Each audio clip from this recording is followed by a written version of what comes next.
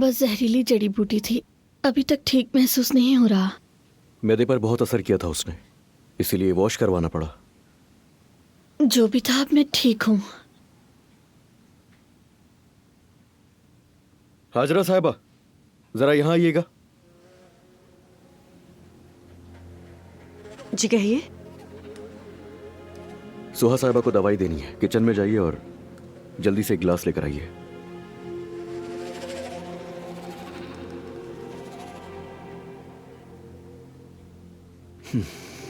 नाजीरा कहाँ है? अब नहीं है यहाँ वो। तुमने क्या किया?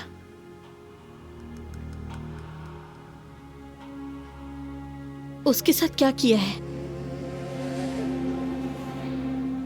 नुकसान नहीं पहुंचाया, तुम फिक्र मत करो, पुलिस के हवाले किया है।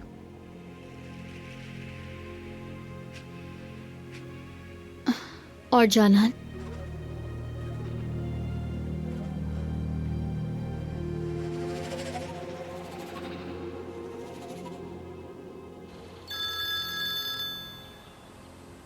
जी कहिए अम्मी। मेरे बेटे, कैसे हो? टेस्ट की तैयारी कर ली? हाँ, और हाँ, खाना खाने से पहले दुआ पढ़ना मत भूलना बेटा। चलो मैं रखती हूँ मेरे प्यारे बेटे, ख्याल रखना अपना। ठीक है अम्मी, आप बेफिक्र हो जाएं। खुदा हाफिज। अम्मी की गलती घर के किराए का कह रही थी।